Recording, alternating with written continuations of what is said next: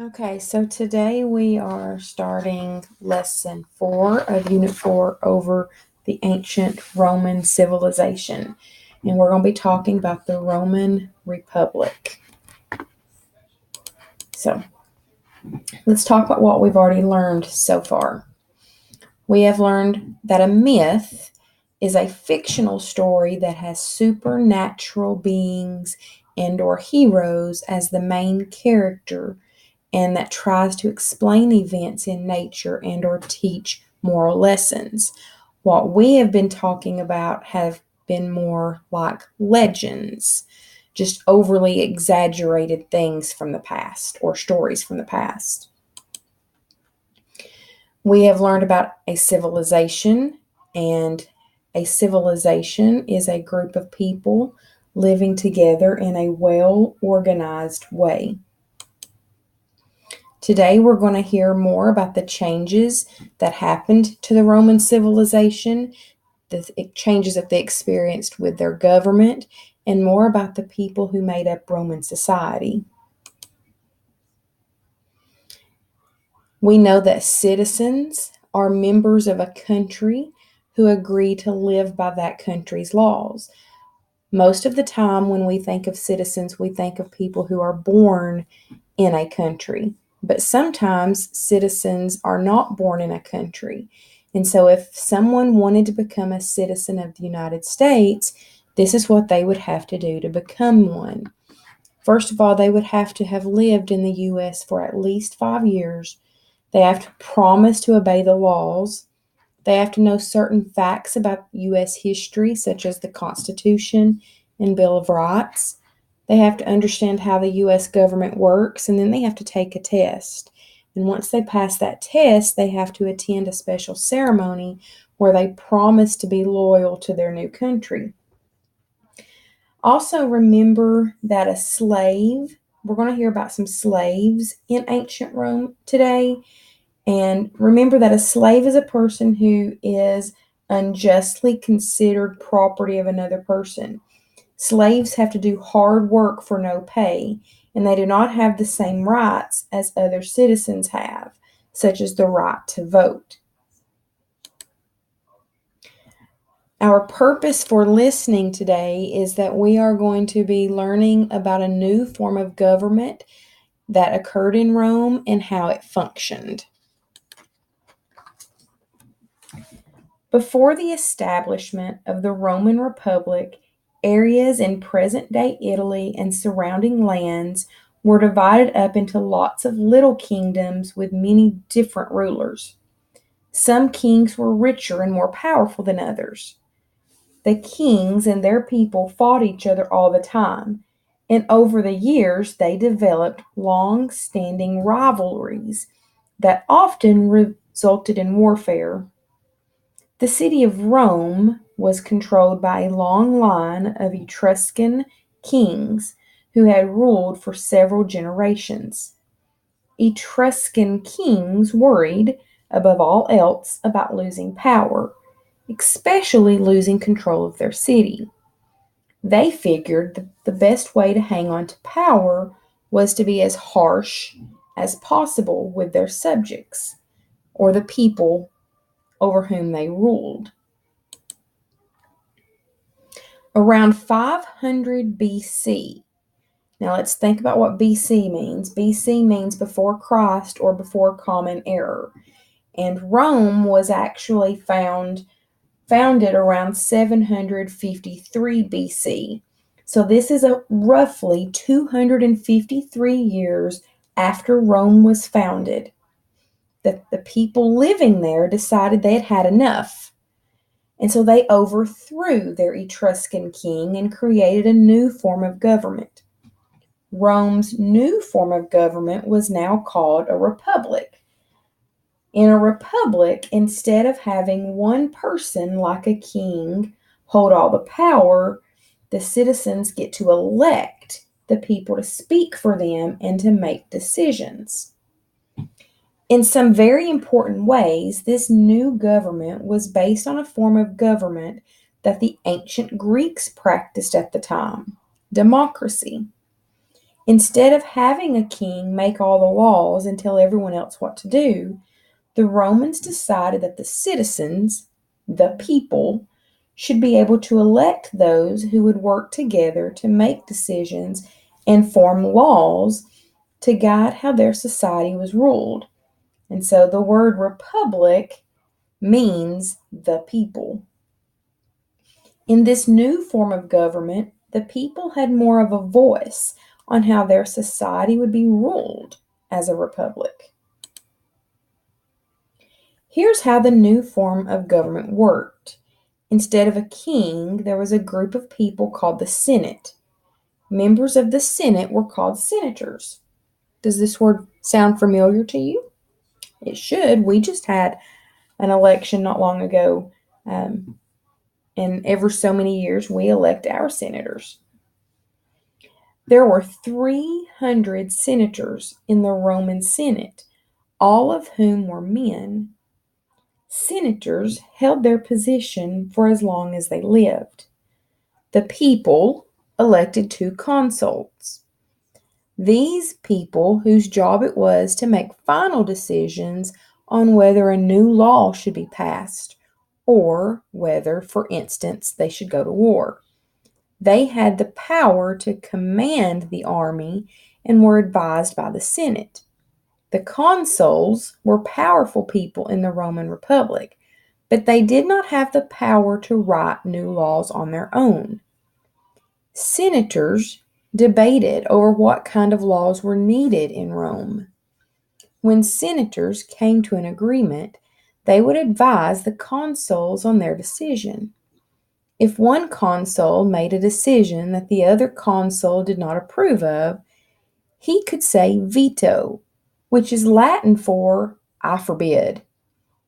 Even though the consuls had the attributes of being very important and powerful, the 2 consuls had to work together to create a process of checks and balances, or a way to balance out each other's decisions. These ideas of the veto and checks and balances are 2 practices from ancient Rome that are part of the American government and other governments around the world today. Not all citizens of Rome were treated equally. In fact, some people living in Rome were not citizens at all. People of Rome were divided into groups, each with different rights and privileges under the law. The smallest and most powerful group was called the patricians. Patricians were Rome's elite, a small group of wealthy, powerful people who owned large homes in the city, vineyards in the country, and villas on the coast.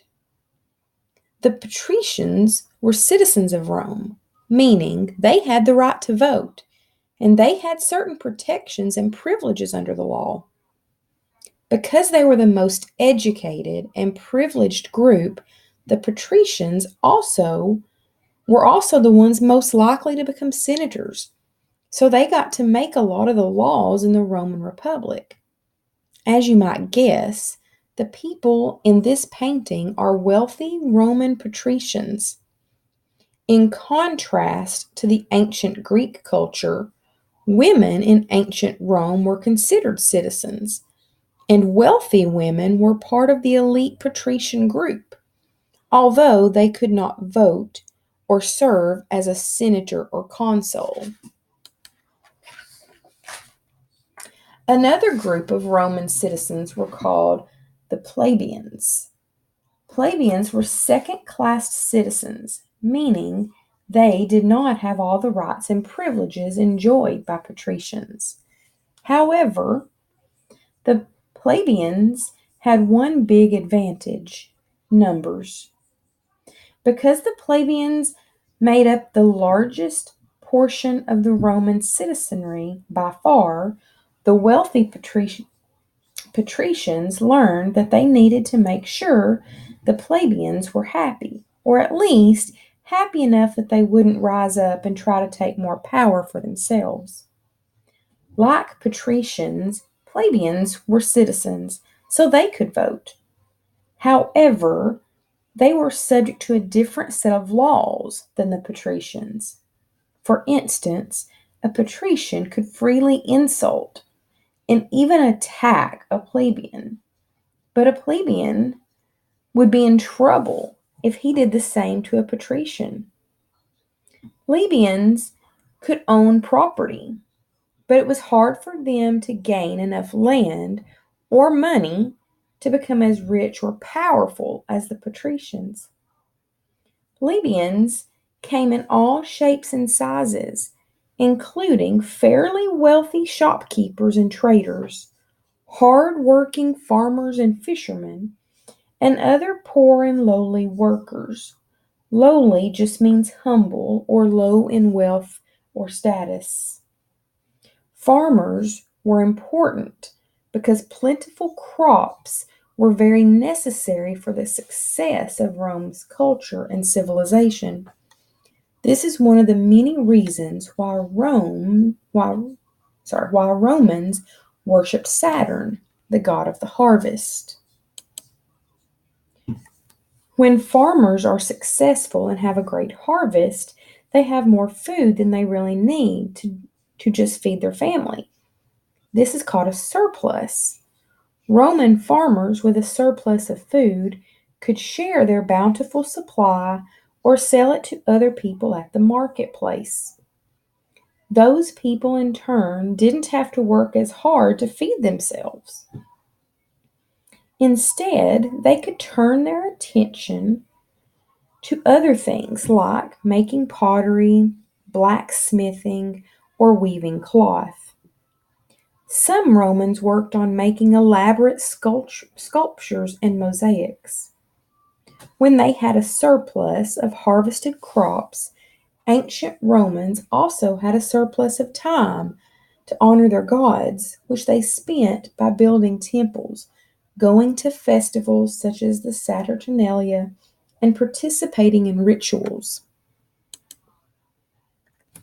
Many Romans who didn't farm were traders and merchants.